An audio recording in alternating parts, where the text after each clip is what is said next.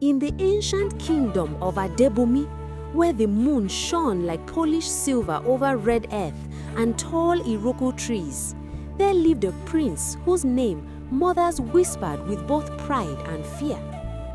Prince Adekami was tall, broad-shouldered, and handsome as a carved board from the shrine of ancestors. But behind his charming smile lived a hunger that no feast could satisfy. He was known across the palace for his weakness. He desired every housemaid who crossed his path.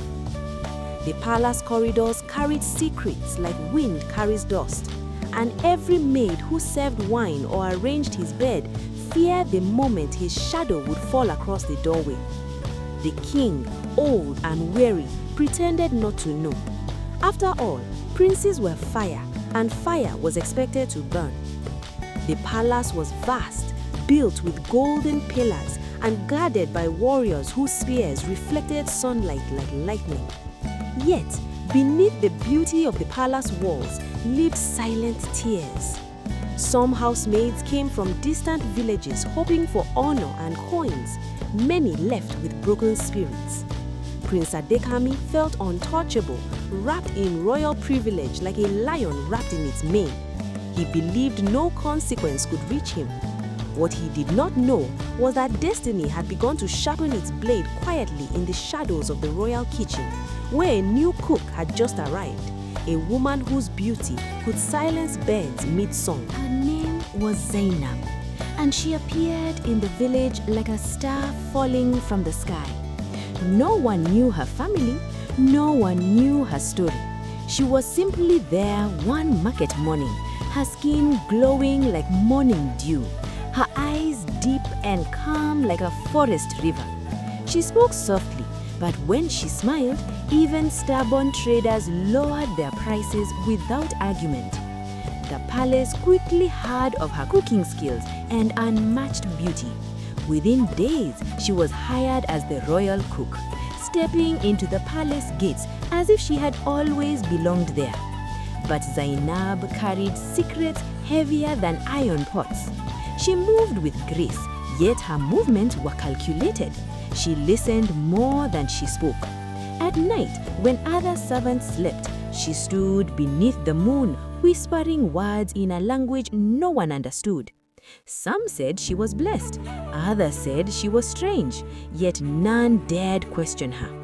And somewhere deep inside her calm heart burned a purpose, one that had nothing to do with cooking and everything to do with justice. It did not take long for Prince Adekanmi to notice her. The first time she served him pepper soup in a golden bowl, his breath caught in his throat.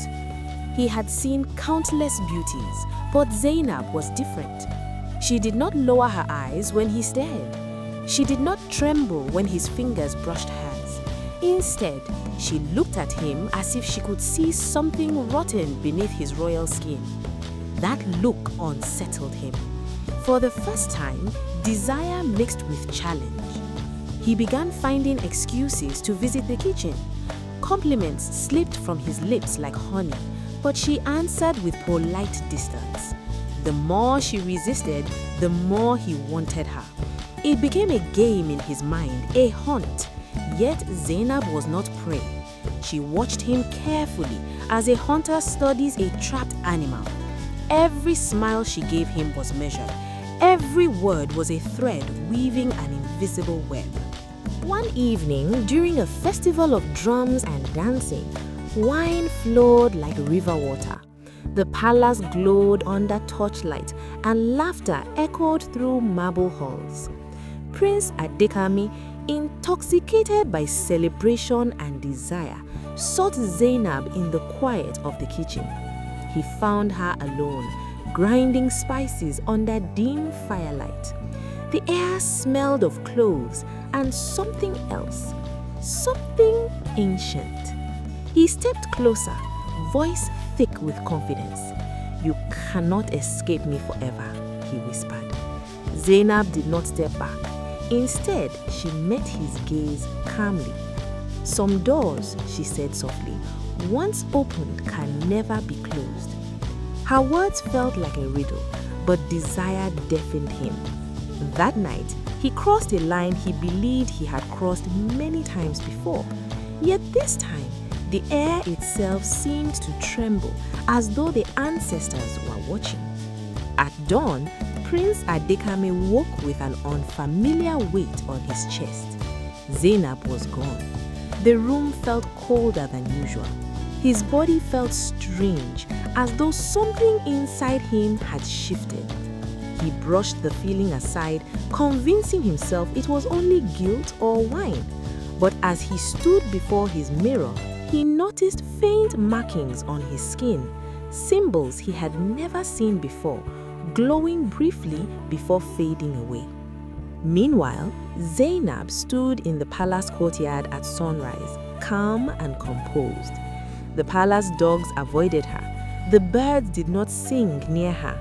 Servants whispered that something had changed in the air. The prince began feeling restless, plagued by dreams of iron chains and burning forests. He saw faces of housemaids he had wronged staring at him with hollow eyes, and always in the distance of his dreams, Zainab stood silently.